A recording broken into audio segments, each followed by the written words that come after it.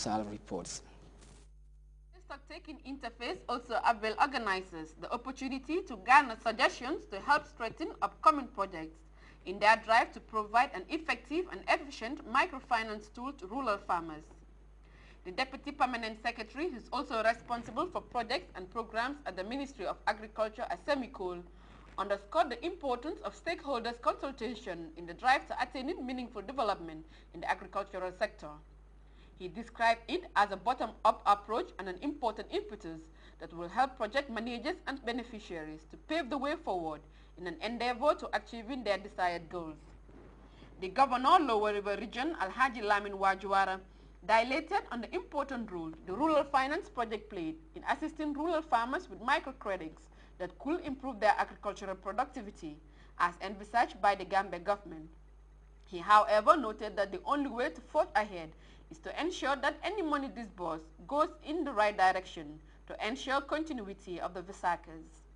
The Governor urged participants to participate fully by critically looking at bottlenecks during the implementation of past projects and work towards improving on them for national development. The coordinator of the Rural Finance Project, Lamin Fatajo, reiterated that his project's mandate is mainly to assist farmers with microfinance that most of them could not easily access because of collaterals, through capacity building and minimum loans disbursement. He also used the platform to urge all stakeholders to partake in the deliberation by trying to understand the project's plans for the year 2012 and collectively pave a way forward in a participatory manner.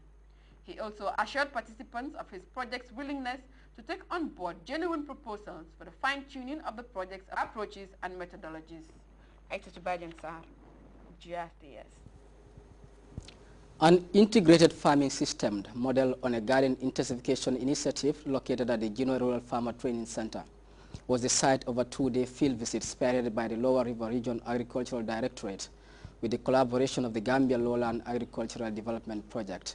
The field visits were embarked upon by senior agriculture ministry officials from all regions and a good number of farmers. I said to Bayan Sar again.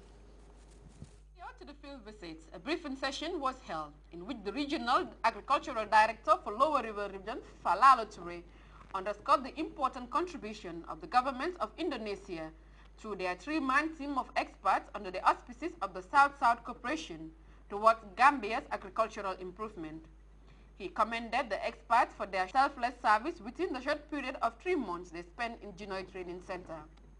The Regional Director of Agriculture for Western Region, Ibrahim Sedi, urged participants to disseminate the ideas and technologies observed among the general farming populace. He noted that agriculture now calls for integrated and improved technologies and approaches, as well as practices to ensure food security, as envisaged by the Department of Agriculture.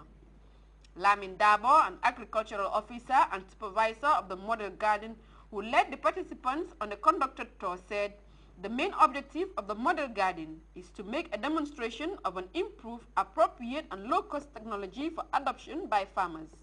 He therefore implores participants to disseminate ideas gained from the visit to help improve productivity. Aissatou Badian Sarr, GRTS.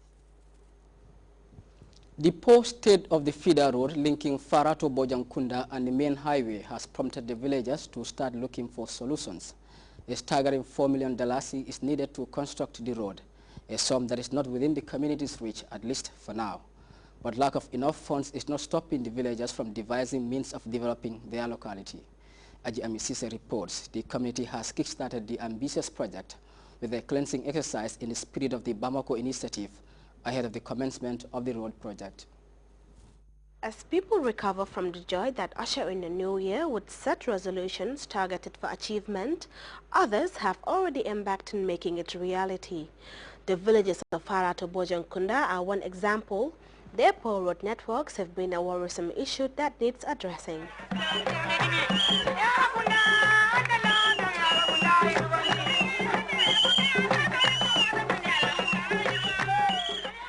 Feeder road networks, a problem that a lot of Gambian communities battle with, is even worse during the rainy season, making mobility very difficult and general cleanliness a nightmare.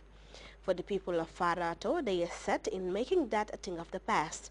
A 2.5 kilometer of road is set for construction at the said place, and a sum of $4 million is expected to do the job.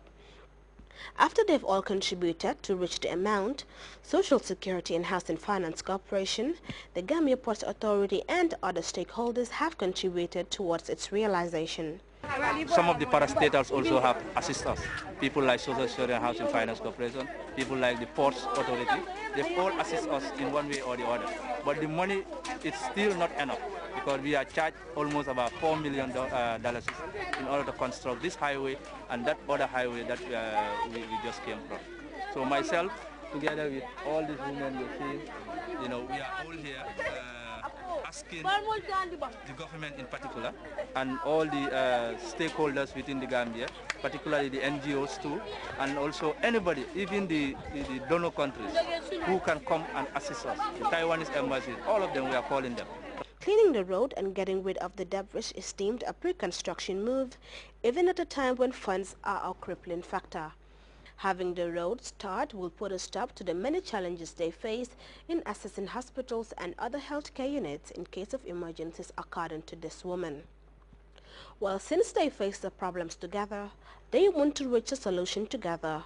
With the many advantages tar roads encompass in terms of accessibility and mobility, $4 million is set to put the minds of the villagers of Fara to Bojankunda to rest, but reaching there is the problem at hand.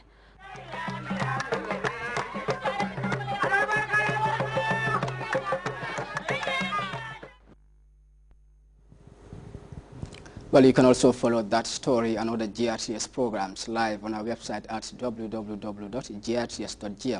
There you can also monitor GRTS Radio live. We'll be back with stories from outside the Gambia. Stay tuned.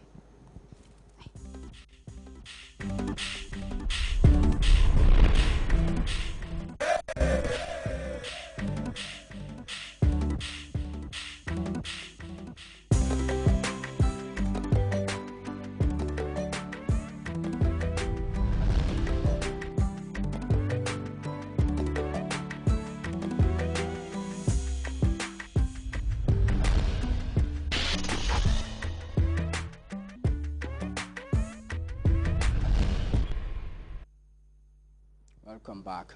Reports coming out of Guinea-Bissau say a group of 14 opposition parties is refusing to accept Raimundo Pereira, the Speaker of the National Assembly, stepping in as interim president following the death of Malam Bekai Sanya. The group alleged that Pereira, who once served as interim president, subverted the investigation into the brutal killing of former head of state, João Bernardo Nino Vieira. The stalemate has people in Bissau and neighboring states very worried. We have details of that story in this report. Things are a bit hectic in Guinea-Bissau, to say the least.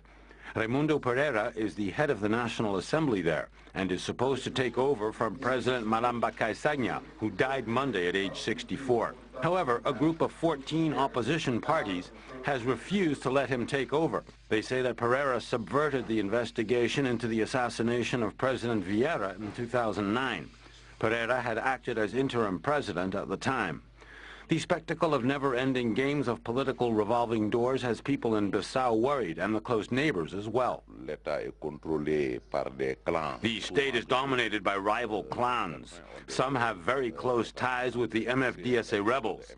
Malam was a key link in relations with Senegal. Requests for the rapid holding of elections have accompanied the condolence calls to his family and the people of Guinea-Bissau. There is a period of 7 days of mourning with flags at half-mast, and all kinds of parties and shows are closed down.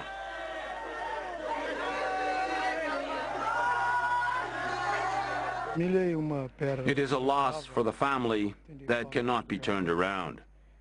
We have lost a father who was also a major public figure. For the country as well, it is a huge loss. Little information has been made available concerning the funeral of Malam Bekai Sanya. He died in the Val-de-Grâce military hospital outside Paris, where he was undergoing treatment for diabetes since December. At least 5 people have been shot dead in the northern Nigerian city of Kano in renewed clashes between security forces and protesters. In the capital, Lagos, business came to a halt with banks closed and flights cancelled. Meanwhile, talks between unions and the government have reached a snag with little signs of a peaceful end to the union dispute.